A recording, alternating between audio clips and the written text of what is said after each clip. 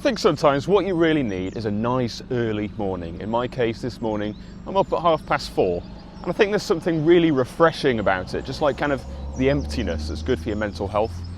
Life's getting very A-level-y at the moment. My A-levels start in about a month, so you can imagine it's very easy to get tied up in all the stress, you know, for the exam preparations. But I think it's so important every now and then just to get away from it all, quite frankly, and just have a day to yourself to do something you really enjoy. And in my case, today, on Daniel Drives, I'm going to the Bicester Scramble in Bicester Heritage to be precise. I love the Bicester Scramble, it's such a fantastic event. I went last year in 2023, in April. I actually booked the ticket before I passed my driving test, I wanted to go that much.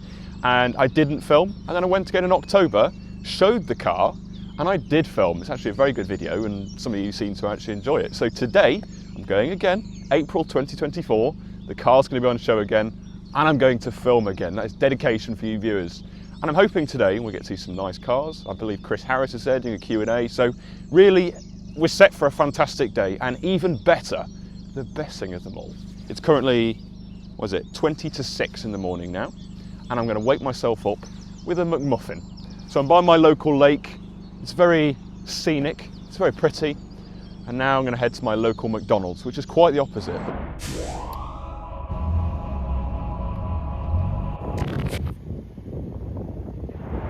So as you can tell, I've now arrived at the Bicester Scramble. Talk about the Panda later because a little situation happened on the gate.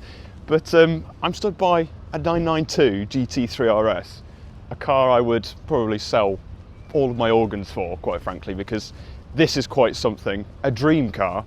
In fact, when the standard GT3 came out, I thought that was epic. But when this came out, this was something else. Like a really angry animal. But look at the registration as well, 992 RS. I don't think there could be any more perfect registration. Maybe D5 DXA, my private reg, but you know, 992 RS is close. But just look at it. Just look at the aggression of that rear wing, obviously active DRS. I just had to start the video with this car because obviously I've not had an RS on the channel. I've had a standard GT3 on the channel, obviously Goodwood in the past here as well, but I've not had an RS. And seeing it in person, you just get a real sense of the design that you don't get on photos. It's just stunning. Another thing I love is there's always a lot of colour at the Bicester Scramble. I mean, just look at this. We've got a bright red Porsche 944 next to a bright blue Lotus Emira. Two absolutely fantastic cars if I just spin you around.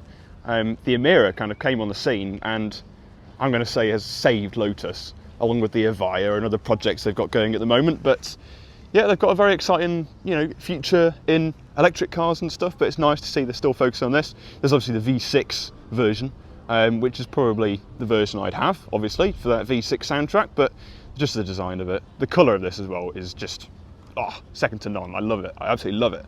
But this is obviously so retro, and those gorgeous dished Porsche wheels as well. These 944s, again, 944 on the reg, they are fantastic. They are fantastic. And we've had this joke on the channel before. I wouldn't like to call Auto Glass for a new rear window because I think they probably put the phone down pretty quick. But again, another nice colour. Let's go to this Audi TT 3.2 litre Quattro because it's in a lovely, lovely sort of gold coppery colour. And I've not seen a TT in this colour before, but I'm going to say it's one of the nicest I've seen. It is so, so clean. It's an absolutely massive Cayenne. These are huge. 911 driving by. So I love these videos because they're so chaotic. Obviously walking around Goodwood, Bicester, Supercar Fest in the past and stuff like that. You're walking around, you're admiring one thing, and then next to it is something else that's either equally beautiful or even more beautiful. So these videos always showcase my excitement for cars because there's always something around the corner that'll get my excitement going. So yeah, great day ahead. Mark 1 Focus RS, these are becoming legendary now. Stunning Alpha 993. A very nice BMW with nice, how do I describe it, tan leather interior. Oh my word, look at this Alpina. Jeez, oh my word. I think in this past sort of 2-3 years, my passion for BMW has just grown. But Alpinas are kind of the next level. B6 2.8. This is gorgeous, absolutely tiny. A little classic Abarth. And put the camera through the roof. Look at that wooden steering wheel. These are so classic. I love them. You may have seen recently that Suzuki has unveiled the new Swift. Well, Suzuki have brought to the Bicester Scramble every generation of Suzuki Swift. Isn't that nice? A lot of these cars you probably haven't seen. I've certainly not seen a Mark 1 Swift, or at least not noticed it. But it's nice to see these all side by side. I think this has to be my favourite generation. Friend Izzy's got one of this generation. Again, this is nice. But then this is the new one. And they've changed the design quite a lot. It's interesting. I'm going to admit I'm probably not the biggest fan compared to the other iterations, but I quite like the back end, to be honest. The front end is just a little bit gopping, I'd say, but they've made an effort to change it, and I respect that because a lot of companies seem to, you know, play it safe. Well, I've never seen one of these before. It's quite clearly a startup company called Canoe, and I'm guessing it's electric, like an electric van type thing, but they brought along as well a pickup variant next to it. But seriously, I've never ever seen these. I've never even heard of them. British brand, I'm guessing. Going for the square steering wheels now. But yeah, very quirky, very interesting. I'm not sure if they're in production. It looks like it's got a massive PlayStation 5 on the dashboard, with the vents going crazy, but I quite like that. It's different. It kind of looks like something you'd drive on the moon. Nice front end, LED lights, obviously a massive bull bar. Yeah, I like that a lot. If anybody wants an Alpine, come to Bicester, because definitely not short of them here. Oh yes, look at this. 992 GT3 Touring in this kind of olive green colour, which is probably one of my favourite Porsche colours. That is just something else. Tourings are just the business, aren't they? It's PDK.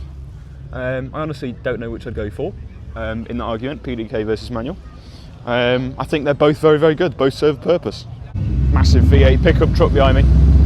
Now, this is where I was parked last time, back in October when I filmed.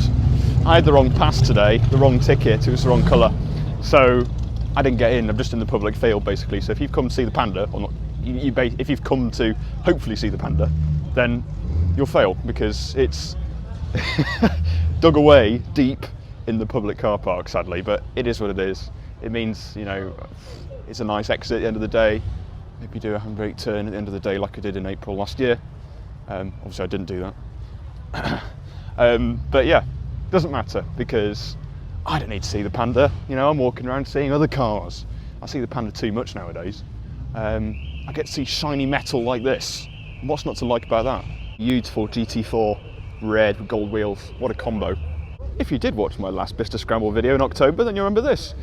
One of the M5s, owned by one of the Johns. Obviously it's weird, I saw two identical M5s and two owners came up and they both had the same name, John. But yeah, messaged him this morning on Instagram, say you're coming, and obviously he has. The other John is going on holiday tomorrow, so he's not. But it's nice to see this car again because it's perfect. It's very creaky police car. A little Hot 126. These are lovely. I love these for many, many years now. Back in the lockdown, I came with this little dream of going over to Poland and bringing one back. Now, who knows? Might happen one day, and if it does, I definitely will film it, but it won't be anytime soon, put it that way. I can't really deal with the heartache of an old Fiat. A modern one is, you know, bad enough. I'm joking, it's not actually that bad. What else is there? Let's have a look. There's a little 106 Rally over there. I'm not sure if you can see that. I love those. There was a little Car SOS episode not long ago, restoring one, and yeah, great episode if you want to watch that. And a fantastic car. I really, really like them. I'm already loving today. I've only been here for about an hour, and already I've seen so many amazing cars, so many dogs as well, which is nice to see. Now, it's customary, it's a rule in these car shows, you've got to look at the wider landscape. You've got to exit the main bit and come to the public bit, or like this is, the pre-90s field, and see some of the magic we've got on display here. Oh God, I spotted something. Oh no. What is this? What is this? Well, I'll tell you what it is, it's Mr. Ewan Finley's Mini. We'll try and get him on the channel later on. But yeah, nice to see his little car again, jokes aside. And yeah, fantastic. Wowee, look at this Alpha. I believe GTV6, it's in a stunning metallic green colour. Not sure this is factory. I imagine not, to be honest, but it's fantastic. Cream leather interior, Momo steering wheel. It's always hard to film interiors because you get the glare off the windscreen or just the reflection of my face, which is never pleasant. Seicento Sporting, I think this was here last time actually. or maybe it was, I think it might have been at Rustival actually, where I went to Rustival back in March, I think it was. I didn't film there, but that was a great day out. There's another one later in the year, I believe. So I'll try and make it along to that. A couple of weeks actually is Shedfest, Auto Alex's Shedfest. Last year's was perfect. Didn't film that either, as a theme here. But I will film the next one because I've got a good day planned. Bit of a convoy with a certain Mazda MX-5 owned by Ryan John Ball. A car which I reviewed on the channel a few weeks ago actually. But I'm looking forward to that. Back in the actual BicesterScramble section now, Bicester Heritage. Unos Roadster. Oh, every time I see one of these I get so nostalgic. Makes me want to cry a little bit because I just want to be driving around with the roof down. I was thinking actually this morning, the weather was so nice, and when I was waiting in the queue I was like, I'd love to just put the roof down right now, but obviously I can't. Or if I did, it would involve an angle grinder, which is never recommended. The intercooler stand around here has got some absolutely fantastic machinery. Been really enjoying their podcast recently. They've had some great guests, James May, Johnny Smith, etc. P1 Oof, the legendary McLaren P1, Speedtail, F1, Senna. Wow, these are the legends right here. Oh my word, how many millions of pounds is on this bit of grass? Stood next to a Bentley Speed 8. This has come from Crewe actually, and when I had my tour around Bentley back in 2018, I think it was, young Daniel, I actually saw that car in the showroom and got to have a proper look around it, which was amazing. What an experience. Since then I've seen it at Goodwood twice, I think, and now I've seen it here, so it kind of just follows me around from Crewe. Yeah, quite funny actually. Got an S2000, brown 911, and a white 911. Look at this. Bicester is literally a Porsche dealership. There's so many Porsches here, it's unbelievable, but I don't have a problem with that because I bloody love Porsches. They're good cars, they're the best cars actually. Little tiny Honda. Is this a S600, I think it's called? I think, it's testing my Honda knowledge now, but a little K car. S800, so this can't be a K car if it's 800cc, am I right? Somebody will shout to me in the comments, and please do correct me. There's bound to be a Honda expert somewhere. Got a little bus coming in. VW. What else have we got? I love this. The chaos. Walking round. There's all these amazing cars to see. Countach. It's never boring seeing a Countach. Wow, wow, wow. If you want to talk about Porsches, let's talk about this one. Because that is a beauty. Casually those 911s at the back. Wow. What always seems to happen, I go to these events and I'm just followed around by this creepy man. Mr. Ewan Finley, everybody. Oh, God. Hello. Hello, hello. Last time you were on the channel, I spent half a day bleeping out your swearing. Oh, well, you do it again. There you go, there you go. That's a louder one. Good First 5 seconds, you've got to try and beat that Exactly. next time. It should just be immediate next time. It's just like, hello. The whole video is going to be bleeped. It's going to be one long bleep at this point. 100%. I like to please. Yeah. It's just southern people. They just like to, have foul mouths whenever they're on camera. Sorry, you didn't see that. I'm gonna have to blur that. This is bad. You've come in your Mini. I have. Which is looking fantastic, I must say. It is. How was it on the way up? Deafening. Deafening. Deafening. It's got 4 gears and no sound deadening, so it's 3,500 RPM, and that is definitely quite loud. You were overtaking trucks there, apparently. I overtook a Mini. BMW. I'm bloody thrilled. Yeah. I'm like, there was a 3 Series in the middle lane. Right, I'm gonna go for it. I had a race with a 911 GTS through Bicester because it overtook me. I engaged sport mode. Yeah. And I planted it. Did you get overtaken by a Lancia Delta? Not this time. Not this time. It's an in-joke for the I forgot viewers at about home. that. I forgot about that. Basically, last time I got overtaken by Lancia Delta. And he wouldn't shut the out it. That's the end of the story, basically. There's no context. It sounds very underwhelming when you put it like that, but overtaken by Lancia Delta. It was very funny on the day. It's the world's worst in-joke, but it's had legs like you wouldn't believe. It kind of sums me up as a person.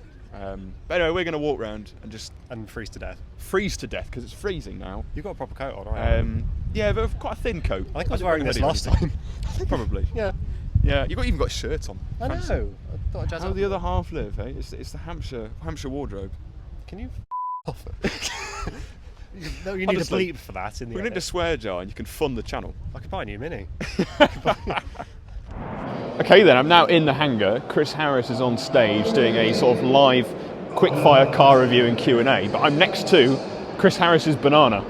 This is his GT3 Touring 991, about 70,000 miles on the clock, wrapped in a yellow, which is like signal yellow, but not.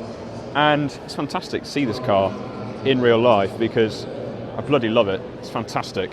Let's have a look around the back actually.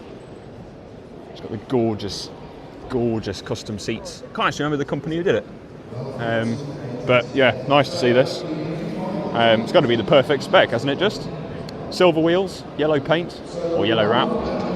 But yeah, his dog Pip, the bull terrier, keeps chewing through his gear stick and everything. But yeah, nicely weathered.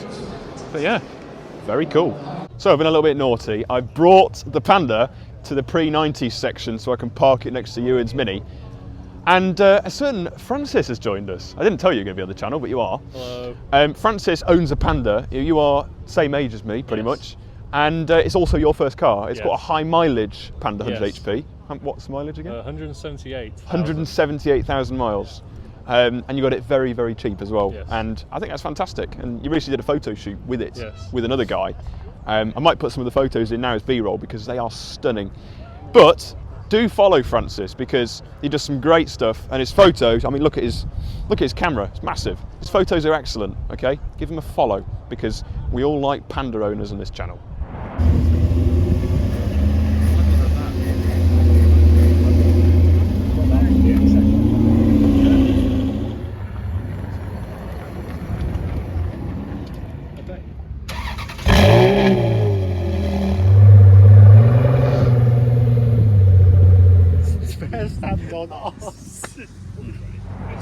So in here is a little storage facility they've got at Bicester, one of the hangars. All cars under covers, apart from two pristine black Audi A2s. Matthew, if you're watching this is a bit of you. 55 plate, wow, that's a very late one. And the 52 plate. Gotta be the shiniest and cleanest A2s I've ever seen. But all the other cars, obviously under covers, and bikes.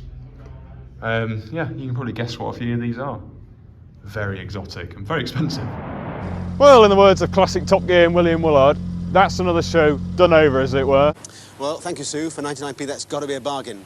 Well, that's another show done over, as it were. Next week, we're heavily into second-hand cars, basically in Nottingham. The Bicester Scramble, April 2024, completed. Didn't get the car on show like I initially intended, but it's not the end of the world because still had a great day. Yeah, got to speak to many nice people as well, so if you did come over and say hi and show interest in the car, thank you, it's always nice.